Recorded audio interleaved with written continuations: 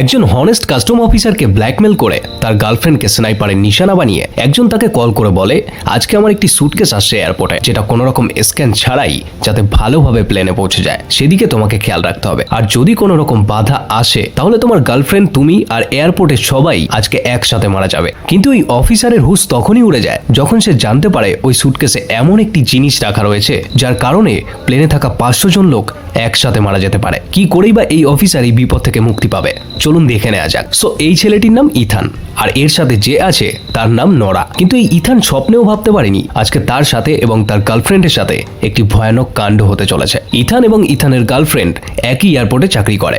Ethan এয়ারপোর্টের transportation officer আর ইথানের girlfriend senior officer. গল্পের শুরুতেই আমরা দেখতে পাই ইথান আজকে বেশ অনেকটাই হ্যাপি ছিল, কারণ সে সকালবেলায় একটি খুশির খবর পেয়েছে। তার গার্লফ্রেন্ড নোরা প্রেগনেন্ট এবং সে প্রথমবারের মতন বাবা হতে চলেছে। প্রতিদিনের মতন ইথান এবং ইথানের গার্লফ্রেন্ড কাজে যাচ্ছিল এবং বাসে যেতে যেতে তার গার্লফ্রেন্ড তাকে বলে সে পুলিশ একাডেমি জয়েন করুক, কারণ ইথানের প্রথম থেকেই একজন পুলিশ অফিসার হবার স্বপ্ন ছিল। নোরার কথা শোনার পর ইথান বলে ঠিক আছে, আমি চেষ্টা করব। তারা কথা বলতে বলতে এয়ারপোর্টে পৌঁছে যায় এবং নোরা তাকে বাই জানিয়ে বলে লাঞ্চ টাইমে দেখা হবে। ঠিক তখনই ইথান ঘড়ির দিকে তাকিয়ে দেখে সে অনেকটাই লেট হয়ে গেছে। তখন সে দৌড়ে তাড়াতাড়ি করে যেতে থাকে। সেখানে পৌঁছে ইথান দেখে মিটিং অলরেডি শেষের পর্যায়ে। ঠিক তখনই আরেকজন পুলিশ অফিসার সেখানে এসে বলে যে আজকে খবর এসেছে এয়ারপোর্টে কিছু অবৈধ জিনিস পাচার হতে চলেছে। সো আজকে এয়ারপোর্টে অন্য দিনের তুলনায় ভিড় অনেকটাই বেশি হবে, কারণ আজ ক্রিসমাস, তাই সবাইকে ভালোভাবে সচেতন থাকতে হবে। এটা বলে ওই অফিসার সবাইকে একটি ডিটেকটিভ পেন দিয়ে বলে এই পেনের সাহায্যে সন্দেহজনক কিছু খুব সহজেই আইডেন্টিফাই করা যায়। So all officer be careful. Meeting শেষ হবার পরেই আমরা দেখতে পাই সবাই ড্রেসিং রুমে চলে যায়। ড্রেসিং রুমে যাওয়ার পর দেখা যায় ইথান তার বেস্ট ফ্রেন্ড জেসনের সাথে কথা বলছে এবং জেসন তাকে বলে আমি তো 2 মাস পরে জয়েনিং করার পরও আমার 2বার প্রমোশন হয়েছে আর তোর একবারও হয়নি, তুই এখনো জুনিয়র। সামনে তোর ফ্যামিলিতে একজন নতুন সদস্য আসতে চলেছে, অন্তত তুই তার কথা ভাব, তুই একবার চেষ্টা তো করে দেখ, আমি জানি তুই চেষ্টা করলে পারবি। জেসনের কথা শুনে ইথান তার সুপারভাইজারের কাছে যায় এবং বলে স্যার আমি রেসপন্সিবিলিটি নিতে চাই। তখন তার সুপারভাইজার তাকে ইগনোর করতে করতে বলে ও আচ্ছা, তার মানে তুমি ইনডাইরেক্টলি আমার কাছে প্রমোশন চাইছো, কিন্তু সেটা তো হবে না। আমার এমন একজন অফিসার চাই যে পার্মানেন্টলি আমার কাছে থাকতে চায় এবং মন দিয়ে কাজ করতে চায়। এটা বলে তার সুপারভাইজার তার রুমে চলে যায় এবং রুমের দরজা বন্ধ করে দেয়। তখনই ইথান রাগ করে তার সুপারভাইজারের ঘরে চলে যায় এবং ঘরে গিয়ে দেখে তার বন্ধু জেসন এবং উইলিয়াম নামের ওই পুলিশ অফিসার সুপারভাইজারের সাথে মিটিং করছিল। এবং সেখানে গিয়ে ইথান তার স্যারকে বলে আমাকে একটা চান্স দিয়ে দেখুন, আমাকে নিজেকে প্রুভ করার একটা সুযোগ তো দিন।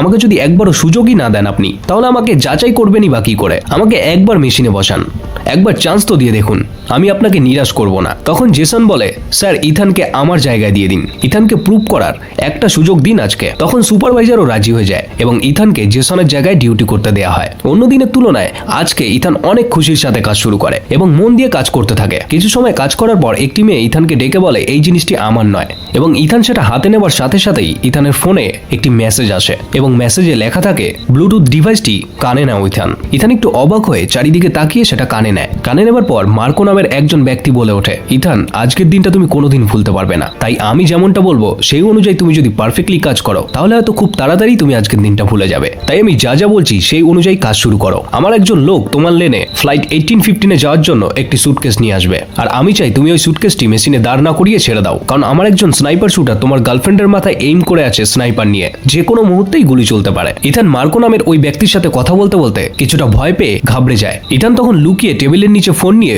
পুলিশকে কল করতে থাকে, কিন্তু এই মার্কোর স্নাইপার শুটার রাইলি সেটা ক্যামেরায় দেখে ফেলে, কারণ এয়ারপোর্টের পুরো ক্যামেরাটাই ছিল রাইলির কাছে হ্যাক করা এবং রাইলি সেটা তার বস মার্কোকে জানিয়ে দেয়। তখন মার্কো ইথানকে বলে ফোন লক করে আসতে। তার কথা অনুযায়ী ইথান ফোন লক করে রেখে আসে। অন্যদিকে মুভির দৃশ্য পরিবর্তন করে আমরা দেখতে পাই একজন লেডি অফিসার একটি পুড়ে যাওয়া ফ্যাক্টরিতে তদন্ত করতে আসে আর এই পুড়ে যাওয়া ফ্যাক্টরিটা পুড়িয়েছে মার্কো, যেই মার্কো ইথানকে এখন ব্ল্যাকমেল করছে তার সুটকেস প্লেনে নিয়ে যাওয়ার জন্য। আর এই লেডি অফিসার এখানে এসে একটি পুড়ে যাওয়া ঘড়ি পায় এবং সেই ঘড়িটি খুলে তার মধ্যে একটি ছোট চিপ পায় এবং সেটিকে নিয়ে ভালো করে তদন্ত করতে বলে। হয়তো এই চিপের সাহায্যেই কিছু সূত্র পাওয়া যেতে পারে। পরের মুহূর্তে আমরা দেখতে পারি ইথান লোকটির সাথে কথা বলতে বলতে তার নজর পড়ে এয়ারপোর্টে থাকা এক মহিলার হাতের ঘড়ির দিকে এবং সেই ঘড়ির দিকে তাকিয়ে ইথান ভাবে তার হাতেও এরকম একটা ঘড়ি আছে এবং সেই ঘড়ি দিয়েই হয়তো কিছু করা যেতে পারে। ইথান খুব চালাকির সাথে ওই লোকটির সাথে কথা বলতে বলতে ঘড়িতে রেকর্ড করে মেসেজ টাইপ করতে থাকে, কিন্তু আবার সেই স্নাইপার শুটার রাইলি ক্যামেরায় সেটা দেখে ফেলে। মার্কো ইথানকে ঘড়ি লক করে রেখে আসতে বলে।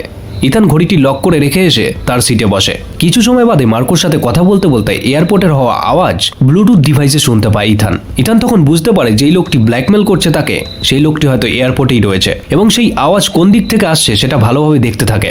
তখনই তার চোখ পড়ে দূরে বসে থাকা একটি লোকের দিকে, যে লোকটি ব্ল্যাক ক্যাপ এবং ব্ল্যাক হুডি পরে এয়ারপোর্টের মধ্যে থেকেই ইথানকে ব্ল্যাকমেল করে কাজ করাচ্ছিল। তখনই ইথান খুব চালাকির সাথে তার লাইন বন্ধ করে দেয় এবং এক যাত্রীর ব্যাগ চেক করার বাহানায় ব্যাগের আড়ালে তার কাছে থাকা বিলবোর্ড পেপারে লেখে এই এয়ারপোর্টে কিছু বেআইনি কাজ হচ্ছে, আমাকে কেউ ব্ল্যাকমেল করে বেআইনি কাজ করাচ্ছে। এটা লিখে ইথান উইলিয়াম নামের পুলিশ অফিসারকে দেয়। ওই লেখাটি নিয়ে পুলিশ অফিসার বাইরের দিকে যেতে থাকে। ঠিক তখনই মার্কো পুলিশ অফিসারের পাশ দিয়ে যায় এবং তাকে ধাক্কা মেরে একটি ইনজেকশন দিয়ে দেয়। যে ইনজেকশন দেওয়ার সাথে সাথেই পুলিশ অফিসারের হার্ট অ্যাটাক আসে এবং সে সেখানেই মারা যায়। তারপরে দেখা যায় ইথান এক জায়গায় এসে নিরাশ হয়ে বসে থাকে।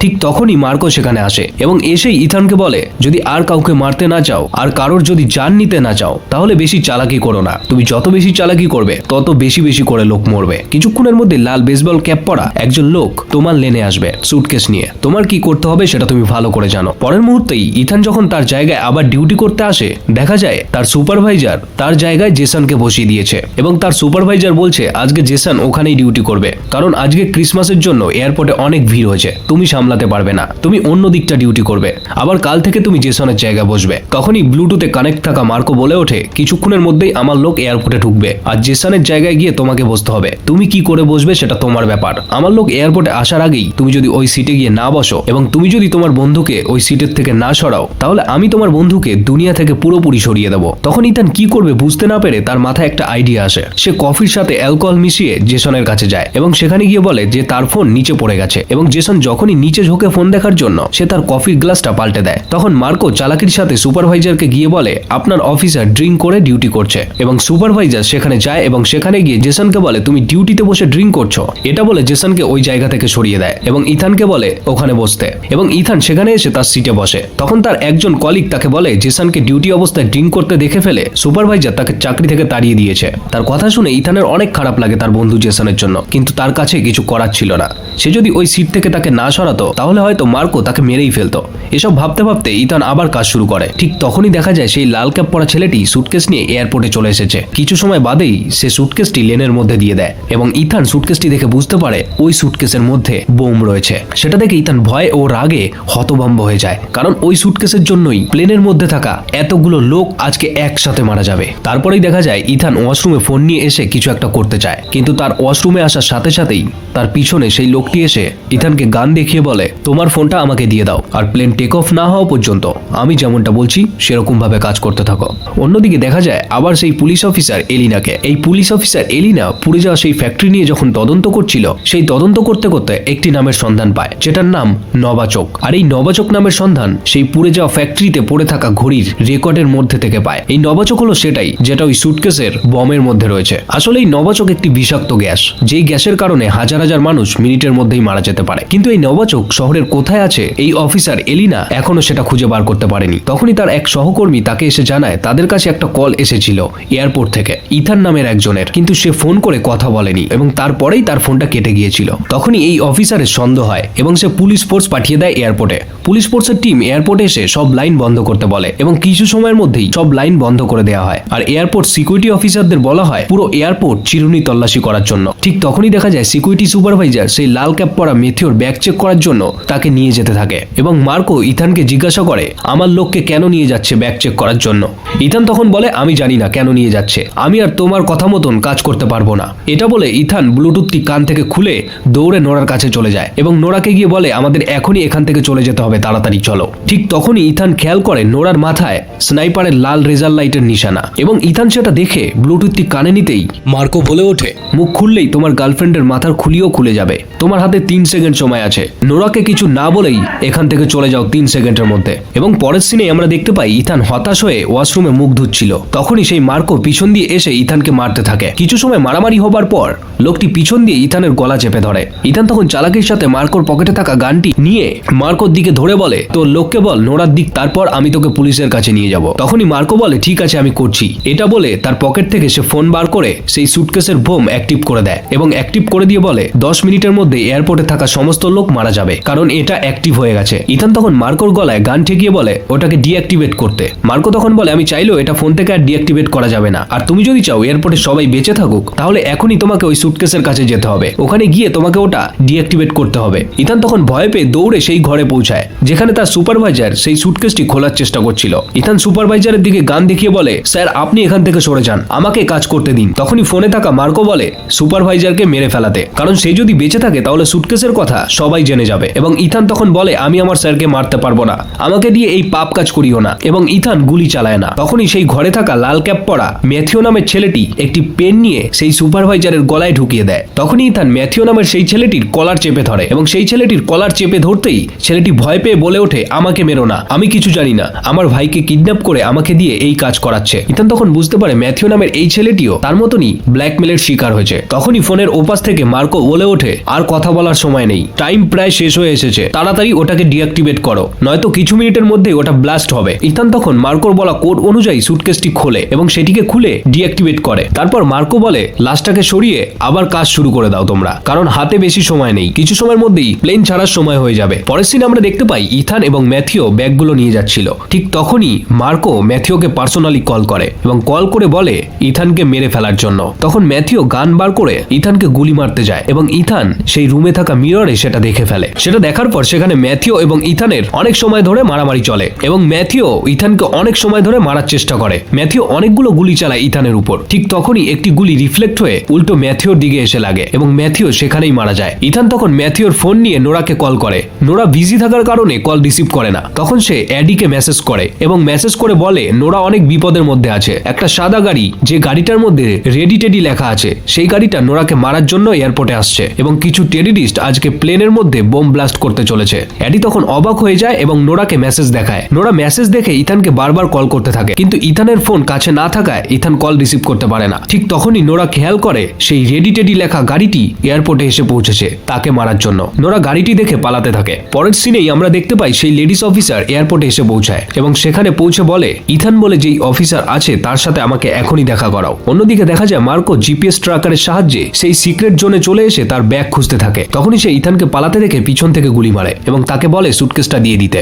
ইথান তখন সুটকেস এবং ব্লুটুথ সেখানে রেখে লুকিয়ে পড়ে এবং মার্কো সুটকেসটি নিয়ে সেখান থেকে চলে যায়। মার্কো চলে যাওয়ার পর ইথান যখন ওই রুম থেকে চলে যেতে থাকে তখনই সেই পুলিশ অফিসার এলিনা ইথানকে খুঁজতে খুঁজতে সেখানে চলে আসে এবং ইথানের দিকে গান দেখিয়ে বলে তুমি আমার সাথে চলো। তখন ইথান বলে আমাকে এখান থেকে যেতে দিন, কারণ আমার গার্লফ্রেন্ড অনেক বিপদের মধ্যে রয়েছে। কিন্তু এলিনা তার কোনো কথাই শোনে না। এজন্য ইথান এলিনাকে ধাক্কা দিয়ে ফেলে দিয়ে মার্কোর ব্যাপারে সবটা বলে দিয়ে সেখান থেকে পালিয়ে নোরার কাছে যায়। অন্যদিকে নোরাকে দেখা যায় পার্কিং লটে রাইলির থেকে বাঁচার জন্য সে একটা গাড়ির পিছনে লুকিয়ে আছে। তার পরক্ষণেই নোরা সুযোগ বুঝে সেখানে পড়ে থাকা একটি মদের বোতল দিয়ে রাইলির মাথায় মেরে সেখান থেকে পালাতে থাকে। তখনই তার সাথে হঠাৎ করে ইথানের দেখা হয়ে যায় এবং নোরা ভয় পেয়ে ইথানকে জড়িয়ে ধরে। ঠিক তখনই রাইলি সেখানে চলে আসে। রাইলি এসে ইথানকে গুলি করতে গেলেই কেউ একজন রাইলিকে পিছন থেকে গুলি করে মেরে দেয়। আর এই গুলি চালানোর ব্যক্তিটি হলো ম্যাথিওর ভাই, যাকে কিডন্যাপ করে ম্যাথিওকে দিয়ে ব্ল্যাকমেল করাচ্ছিল মার্কো। এরপর ইথান ও নোরা বেরিয়ে পড়ে মার্কো ও তার সুটকেসটিকে খোঁজার জন্য। অন্যদিকে এলিনাও ইথানের কাছ থেকে মার্কোর ব্যাপারে জানার পর পুরো পুলিশ ফোর্স নিয়ে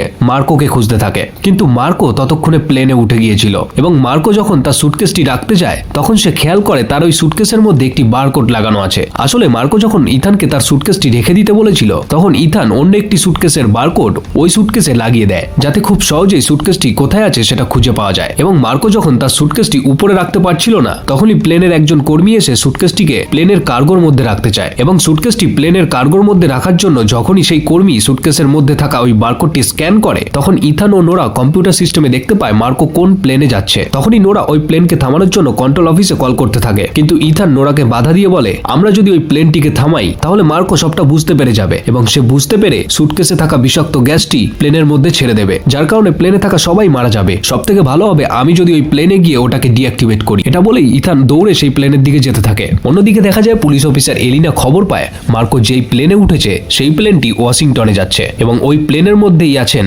রাশিয়ার একজন বিখ্যাত পলিটিশিয়ান যার নাম গেস। আর এই গেস সমস্ত আতঙ্কবাদীর বিরুদ্ধে কাজ করে। তখন এলিনা বুঝতে পারে মূলত এই গেসকে মারার জন্যই মাফিয়ারা এই মার্কোকে পাঠিয়েছে। তখনই এলিনা কন্ট্রোল অফিসে ফোন করে বলে ওই প্লেনটাকে থামানোর জন্য। ঠিক সেই মুহূর্তেই নোরা সেখানে এসে এলিনাকে বলে প্লেনকে থামাতে না, কারণ আমরা যদি প্লেনটাকে থামাই তাহলে মার্কো প্লেনের মধ্যে থাকা গ্যাসটি বিস্ফোরণ করে দেবে, যার কারণে প্লেনের মধ্যে থাকা সবাই একসাথে মারা যাবে। আর ভয়ের কোনো কারণ নেই, কারণ ইথান অলরেডি প্লেনের মধ্যে চলে গেছে ওটাকে ডিঅ্যাক্টিভেট করার জন্য, কারণ ইথানই একমাত্র পারে ওটাকে ডিঅ্যাক্টিভেট করতে। তখনই দেখা যায় ইথান প্লেনে উঠে সেই সুটকেসটি খুঁজে সেটাকে খোলার চেষ্টা করতে থাকে, কিন্তু ঠিক তখনই মার্কোর মোবাইলে সিগন্যাল চলে যায় এবং মার্কো বুঝতে পারে তার সুটকেসটি কোনো একজন খোলার চেষ্টা করছে এবং মার্কো তার সুটকেসটি চেক করার জন্য লুকিয়ে কার্গোর মধ্যে আসে। কার্গোর মধ্যে এসে মার্কো দেখে সেখানে ইথান রয়েছে। ইথানকে দেখেই মার্কো ইথানের দিকে গুলি চালায়, আর এই গুলির আওয়াজ হওয়ার জন্য পাইলট তখন দেখতে পায় কার্গোর মধ্যে দুজন মারামারি করছে। তখন সেই পাইলট প্লেনকে নিচের দিকে ল্যান্ড করতে লাগে। অন্যদিকে মার্কো ইথানের থেকে সুটকেসটি কেড়ে নিয়ে সুটকেসের মধ্যে থাকা কেমিক্যাল গ্যাসটি বার করতে থাকে, কিন্তু সুটকেসটি খুললেই মার্কো দেখে সেই গ্যাসটি সুটকেসের মধ্যে নেই, বরং সেটি রয়েছে ইথানের হাতে।